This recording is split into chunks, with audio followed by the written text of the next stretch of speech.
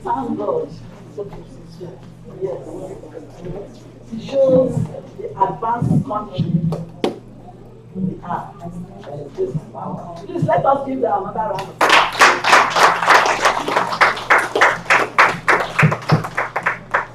So, my dear beloved sisters, we are now in number 7, the sermon for the day.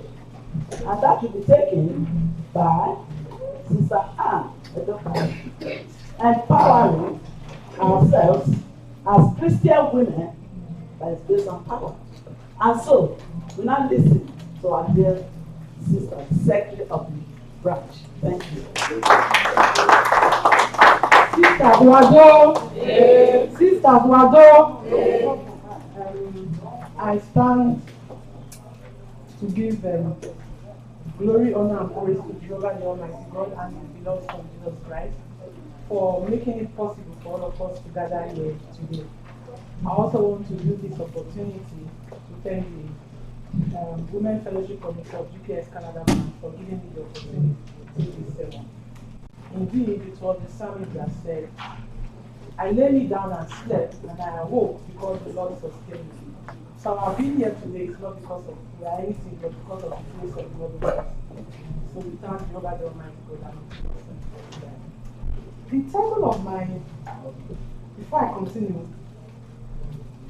continue, I just want to say that I haven't done this in a very long time. So my appeal is that take me as you see me.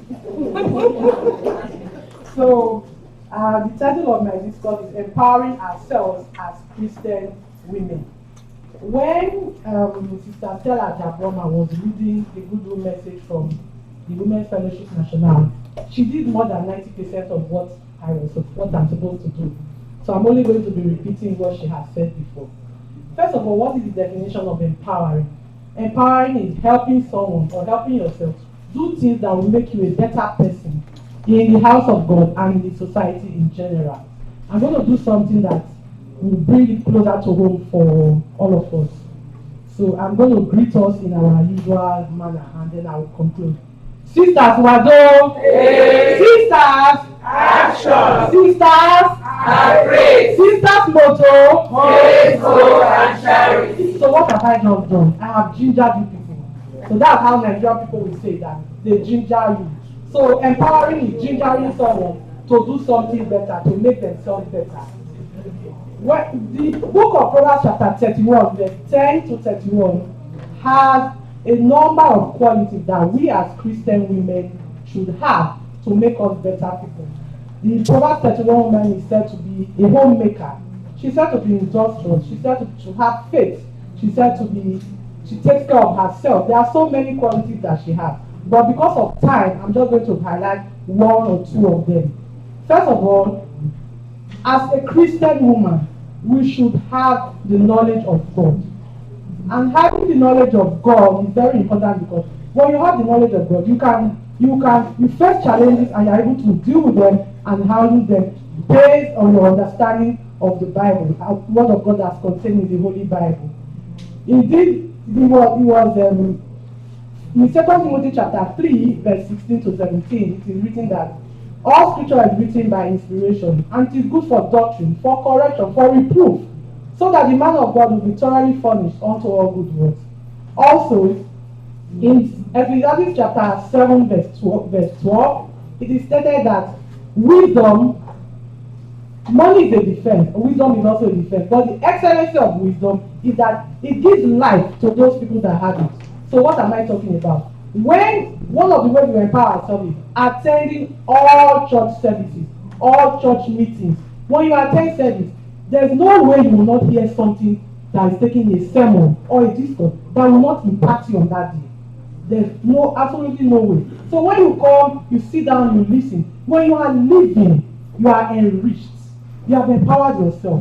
You go out in the world and you're able to do things that will make people around you happy. You're able to encourage your sister, encourage your brother, encourage everybody around you. So it is important that as to be able to be a Christian woman, a virtuous woman, we should attend services. Another thing I want to talk about is faith. What is faith? Hebrews 11:1 defines faith as substance of things not seen and the evidence of things not seen. So what is that? We all know that there is a God. We have not seen him, but we believe that he's there. We know that when we are going through trials and temptations, he is there for us. He will take us through our trials and temptations. We are making prayers. God Almighty may not answer our prayers when we want it, how we want it, but in his own due time, he will definitely do that. What are the kind of challenges that we face? I'm going to just give an example or two. Like women, our heart desire as every woman is to have a child. And then God blesses you, you marry, and the child is not forthcoming. What do you do? Remember the story of Sarah in the Bible. Remember Hannah. Remember Elizabeth. These are women who looked for the fruit of the womb. There are so many of them, but I'm just giving these three examples. These are women who look for the fruit of the womb. And even when the word said Sarah was advanced in age, God still made it possible, and she had a child. So just always believe that God will definitely do the same thing for you. Exercise your faith and do not be led into things that are not in accordance with the will of God. And then as a sister, I have another sister who is having that problem. What do I do to encourage her? What do I do to empower her? Pray with her, encourage her, support her. If I have information that will help her in terms of treatment that she can do, share it with her. Don't hold such things to yourself. Share it with her and welcome her. Let's always encourage her to know that at the end of the day, God will bless her. If it is his will, he will bless her with a child. And then I'm going to give another example. I had a family member that had health challenge, and there was nothing people didn't tell me. It is someone that has done something. Pastor Adeboye is coming, come and go. This pastor is coming, come and go. And I called the person and I said, listen, now me wear shoe, now me know where they pay me. I have knelt down and I have prayed to Jehovah the Almighty God that I serve. And I know that when it is time, God will give this my family member a healing. And by God's grace and power, I stand there and make bold to say that when it was time, God did it for me. And today I have every reason to praise God for that. So what I'm saying is that when you are facing challenges like that, do not listen to people that call you to go to any other place. No. Maintain your faith in the doctrine and beliefs of God's kingdom society, knowing very well that God Almighty will answer you in his due time. Another thing I want to talk about is unity in the house of God. As members of God's kingdom society, in the world, we are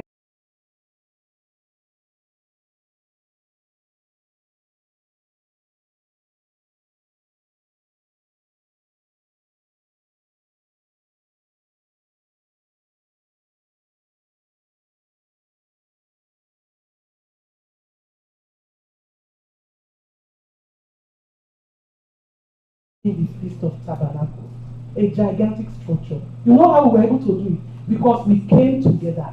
We came together as a unified body and we were able to put up that structure to the glory of God Almighty. So what I'm saying is that when we encourage ourselves, we work together, we do things together, we all put our hands to the plow and we work together, we are capable of achieving great success by the grace and power of God. So what I'm saying is that if you see ants, that they're tiny animals, but when they gather their body, they fit carry this thing, and you will be surprised. So I thank God on behalf of all of us for the zeal that He has given us as sisters in God's kingdom society to be able to do gigantic things that we have been doing. And I know that is just the beginning. By His grace and power, we are going to do more and more things to the glory of God Almighty. Then the next thing I'm going to talk about is encouraging ourselves. If you see my 5 fingers, none of them is equal. They are all different sizes, different shapes. If I take out one, 4 will struggle to survive. But when they band together, they work and they achieve great success. So my dear sister, we are all one We have sung a song 2 times. GKS of Wobo, we are one. We should have each other back. We should pray. When something touches this person, it is touching the other person. Because when we move together, we will empower ourselves to the glory of God Almighty. And we will all succeed by His grace and power. Thank you very much for listening to me.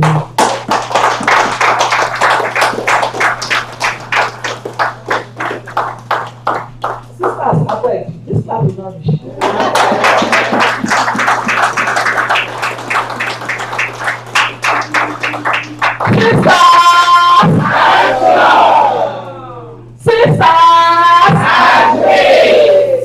Sisters motto, faith, hope, and charity. You can see how our sister took this subject. It was great. We thank God Almighty before thanking our sister for the way she took the subject. My comment is just only one portion of the Bible I will read because of that. Colossians chapter 3. Take it from verses 8, 12 downwards, please. Yes.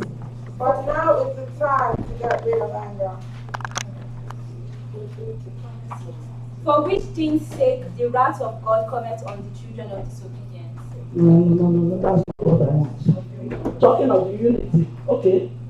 Let me take Psalm 133, verse 1. That how good and how pleasant for brethren to dwell together in unity. She spoke much about unity. And so, we should try to do things together. Do things in oneness of mind. That's where I'm going. That's why I quoted Colossians chapter 3. The oneness of mind. Can you take it from verse 12? Colossians 3. Yes. Talking of oneness of mind. Purpose. The same thing. We do things together. Yes. Since God chose you to be the holy people He loves. No.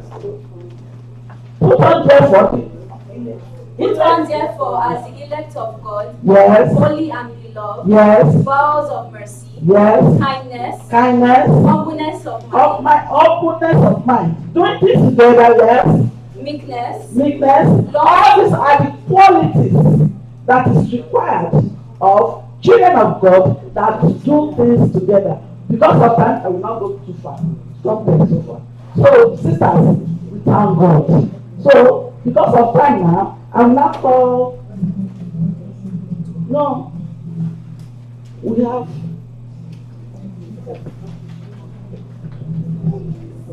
Italy to shake body well. So I call on Ijebu, the last Ijebu, to come and drill us with some good songs.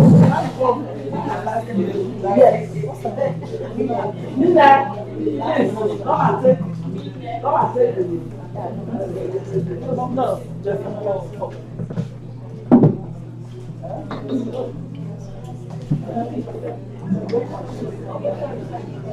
Àpẹ̀wẹ́ èjìrò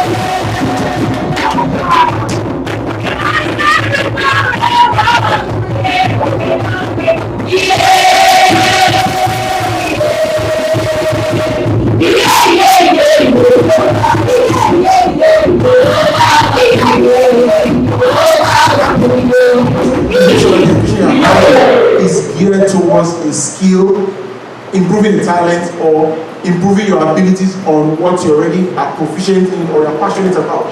So we preach that every day. Do what you love or love what you do. And then get better at loving or becoming proficient in doing what you love or in loving what you do. Those are the two ways that are available. So when we're going to school, or we're just going to school because our parents say we should go to school, it's a waste of time. But if we're going to school to get an education, which means we're going to learn a particular skill, it is not a waste of time. Even if your passion later is different from what you study, that becomes handy to use later. There are people that became doctors, and they're not working in hospitals. They're actually running companies, employing other doctors. There are people that are entrepreneurs. So one of the things we also need to learn is when we're talking to our parents about what we think we see that they don't see, we should be patient. Because you are saying that they're already steeped in a way of looking at the world. For you to bring them to your side, you have to be able to explain and bring examples of what you are saying that they can see. Like I used some examples just now to show that it's not only by going to do this profession that you become successful. And our definition of success also needs to be changed. Success is not only when you have lots of money. Success is when you are happy doing what you are doing. If you're not happy doing what you are doing, no matter how much money you have, you're not successful. Because you're going to make people around you feel so bad. But if you're happy doing what you're doing, you're successful. And then, like you said, the money will also come afterwards. So that's, it's not all, we're not going to be able to talk everything, but we're trying to give us an idea. Our parents are not antagonistic towards what we are passionate about, but we need to be sure that we're actually passionate about them and not falling peer pressure or head mentality. Oh, everybody's doing it, I'm going to do it. Then later you're like, wait, where's everybody go? Because you did not really want to do that thing. So actually the biggest thing that youths really have problem with is two: distraction and overwhelmment. So distraction is, there's so many shiny things that are calling your attention. Overwhelmment is, you now have so many that you don't even know which one to focus on. Being able to get yourself to focus on one thing and pursue it in the end is a skill on its own. And that's the thing. So we can get ourselves to learn one thing and become good at it, then we can start moving forward with that. Don't just tell your father, I like this today. Two weeks later, I like that one. Your father will start getting scared for you because it's like, wait, you don't really know what you want. So sometimes take your time and say, Daddy, I want to think what I really want to do. He will be patient with you to learn that. And while you are doing that, you can say, okay, why don't you study this first while you're coming up with what you really want to do. So that's usually the space in between. So let's remember that too. Say, you want to say something? Just to backtrack on what Ike said on differences in the way we look, in the way we as youth look at things, and the way our parents look at things. I also want to point out the fact that our similarities, even though the similarities might, like I said, for most of us, there's a big age difference between our parents and us, and their childhoods and our childhoods were different, and there is that difference. But the similarities in the fact that they all grew up, and we are all going to grow up by God's grace. And in growing up, certain patterns happen in life, and they have seen things that we cannot see.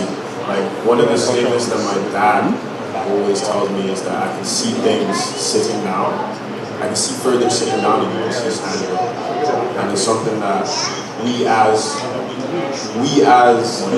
open our minds to and really understand, because everything that they do say is from a place of love, and when you understand that, you understand that, okay, nothing that is being said right now, even though I don't like it, nothing that is being said right now said to punish me in any sort of way. It's all being said, that's the way that they make it possible. But also, as parents, I feel like the understanding needs to be there that as humans and as individuals, no decision that we make as is going to consciously, that we think at least, is made to consciously harm our future. So nobody is really walking around just, every decision that we make is weighed on a different scale in our heads than your heads, but it is weighed on a scale. It's actually thought through, it's actually put through a different thought process, but it's put through a thought process. So when, just like as a point to the parents, when your children are coming up to you making points, when your children are coming up to you trying to communicate, don't just swat it away as, okay, who is this child? Who is he think he's talking to? He doesn't really know anything. We do have a little bit of knowledge. Maybe not up to you guys' knowledge, but there is knowledge in our ability. All right, thank you very much. So let's give you a round of applause. You raised a very important point that I'm going to piggyback off, and I heard yesterday when Brother Omolobo spoke. Let's bless our children. Let's bless our children. What does that mean?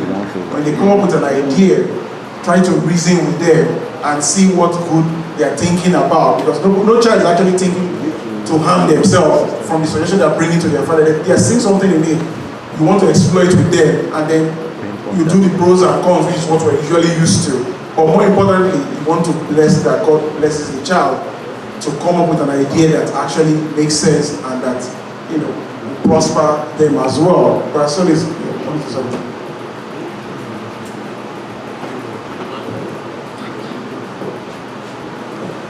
Thank God for this opportunity we have with this interactive session. I want to own up on behalf of the parents for what the kids are saying. Yeah, there is a generational gap, and most of us parents, we come from a different background than you all, and that creates a difference in opinion, ideas. But this is one thing, talking to all the young adults here, the one thing a parent will regret to see is their child fail. Say for instance, the child comes up and said, I want to be a auto mechanic, right? Now the parents looks at it and thinks about it. Well, is my child good at doing things with their hands? Are they handy? And if the parents think otherwise, they may oppose it. And then, why are they opposing it? Because I've seen a situation where, at the end of the day, the parents goes along with what the child wanted to do, and they fail. You know who the blame comes back to? The parent. The situation is, they say, oh, you should have advised me. I'm the child. You are an adult. You should have not let me be a mechanic. You should have let me do something. You shouldn't have agreed to that. So that is one of the reasons why parents sometimes oppose, because the parents have seen successes in certain profession, so and they believe that's the way to go. I'm not saying it's right. I'm saying that there should be an understanding. A lot of times what the young people do. I was once like that. I wanted to play football. You know, I was ready to rebel, you know, to play football, and my parents insisted that I go to school. I do regret once in a while, but at the same time, I look at it, if I had played football, I probably wouldn't be successful. Not every footballer becomes a success. Some go in there a year or two, they broke a leg, and that's it. You don't have a trade to fall back on. So that's one of the main reasons why parents insist on schooling, is to have something to fall back on. For instance, if you have your first 4-year degree of college, you can do whatever else you want to do. You may not pursue that career or that field. I've seen people who studied engineering, they are salespeople. They turn out doing sales, and they're doing great. I've seen people who are medical doctors. I know a medical doctor that's not practicing today. They are doing sales, and they are making tons of money more, because that's where their passion is. But they had a background. They had some. If that fails, they have something to fall back on. So that's my contribution. And to the parents, like they are saying, we all are complicit in all these things because we have seen successes in different fields and we want our children to be like that. And that is not what they want to be. Everybody has their desire and their passion. So we should look and understand what passion they have and help them. Thank you. Thank you very much. Let's give a round of applause. So one of the things I want us to throw out here is two things keep coming up. There's fear and there's love. There's fear and there's love. Let's learn those two words very well. There's fear and there's love. Most of the conversations we are having are either based in fear or in love. Section for us to express for us to, if you have any question to ask the sister about God's viewpoint on anger, this is the time for you to ask your questions, and she's going to try her best to answer it to your satisfaction. Any sister that wants to ask any question should please go ahead, and I'll pass the microphone around. I have a question though. I'm the one holding it. Somebody has a question? After me. Okay. My question is, somebody's angry at you. You did not intend to offend the person. It's an oversight, but the person is still angry because the person did not know that it's an oversight on your part. But you apologize and say you are sorry, but the person is still angry at you. What do you do? I'm hoping that this person is a person that has the fear of God, that knows God. So you've already apologized, and the person doesn't want to forgive you. Then the Bible tells us, take that matter to somebody else.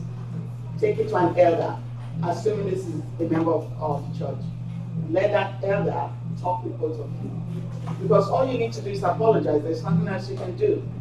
And if that person still doesn't want to give up, then that person, I wish that you will read the Bible to that person. Read this quoted Ephesians chapter 4, verse 26 and 27, because that person is allowing the devil to get into his heart. And Colossians chapter 3, verse 8 and 13 also tells us, put away anger, put away wrath, put away malice, put away blasphemy, put away words that will hurt us.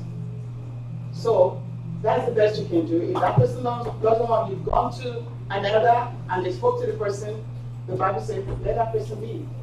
There's nothing else you can do. But continue to greet the person when you see the person.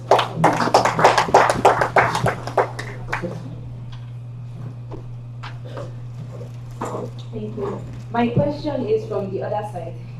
So you are somebody that got offended or got angered by somebody else, and you have it in your mind that you want to move on from what the person did, and you want to forgive and move on, but sometimes it's hard depending on what the person did. So my question is, what's your advice on ways that things that you can do as a person that got offended to help you move on quicker than how you would usually move on? Thank you for your question, sister. So again, someone has offended me. In this case, it's me. Someone has offended me. Let's assume the person didn't apologize to me.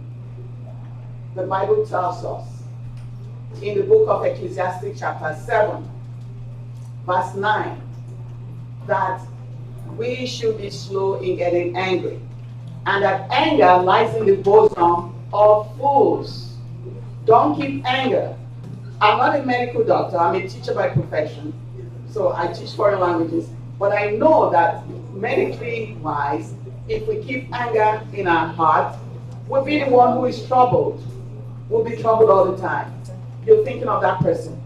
Be that child, no malice. And that Proverbs chapter 22, verse 7, verse 22 and 23, tells us that we should not listen. Don't listen to everything that people say.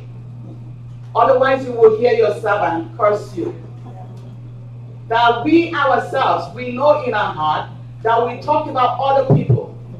We've spoken to other people. So what are you offended for? We've spoken about other people. And now you're angry that somebody said something to you or said something about you. Let it go. Be mature. Okay? And also, the book of James chapter 1, verse 19 and 20 tells us, be quick to hear. Be quick to hear what people are saying. But be slow to speak. Be slow to get angry. Because the anger of man does not work the righteousness of God. Okay, sister, ask a question. Thank you. My question is, so what do you do if you're a person that maybe in the past used to be quick to anger and you change because you're working on yourself, but people still kind of react to you or take certain things that you say in that manner when that's not how you want to portray it?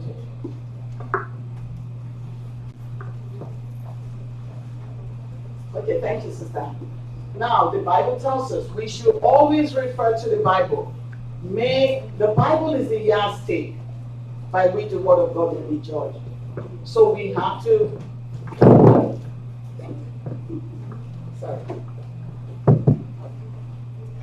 it's the yardstick by which we will be judged. So as Christians, first of all, let us make sure we know the book of Ecclesiastes chapter 5 verse 1. It tells us when we go to the house of God, we should not make the sacrifices of fools.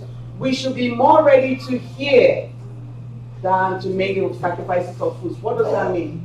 We come here to worship God. Yesterday, the brothers, when they were doing the interactive section, they were talking to some young brothers that they're not paying attention. So this is what this Ecclesiastes chapter 5 verse 1 is telling us. That when we go to the house of God, we should be there to pay attention. Don't be talking with your friends and be talking about what we're going to eat for lunch and what we're going to eat for dinner, talking about things that are not related to what you're there for. Be there, listen to the word of God. Write down quotations. And when you read the Bible, all this information, make sure as you're hearing them, you're putting them in your heart. The psalmist in Psalm 119 verse 11 says, he writes the word of God in his heart so that he will not sin against God. And when things come up and we remember them, they will help us. So now to answer your question, sister. So people think you're very, obnoxious or you're being very rude and they take everything, now you're a changed person. So what the Bible enjoins us to do is, in the book of Colossians chapter 4 verse 6, tells us that our words, the words that comes from our mouth, must be with grace. Show respect to everybody. It must be seasoned with salt. When you cook and you don't add salt to it, it's tasteless. So which means our words must be tasteful. What we say to people, we must not use insulting words to people. We must talk with respect, even to our children. We must talk with respect to our children. So our words must be seasoned with salt so that we know how to answer those whom we talk to or who talk to us. So we must always use a seasoned word. If we have a job or at school, somebody offends us or we offended them, make sure as we do not close our eyes, we see the person and we look the person on the side of our eyes, we don't even say hello. The next day you see that person, say good morning or hello, how are you? Even though the person is angry at you. Okay? And be grown up enough to apologize if you're the one offending people. So let your words be seasoned with salt. Don't offend anyone. Thank you.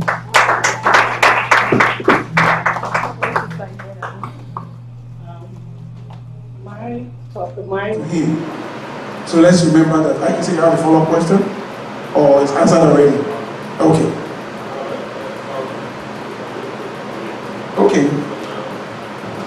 Just something to comment on what Brother Brume said about fear of failure. It's something we have to be very careful when we propose the empowerment, because some of our kids are are fantastic at imagination. They can twist those things around. For instance, a child will, when you talk about this now, they can now translate it into relationship with a woman, and it becomes something else. Oh, I can try this, and then the outcome becomes, you know what it is. So that's what I'm trying to say. We have to be very careful when we empower them with to try. Okay, let's Bryce. Mine is not mine is just to. Okay, I thought I can project, but this thing is having some all back here.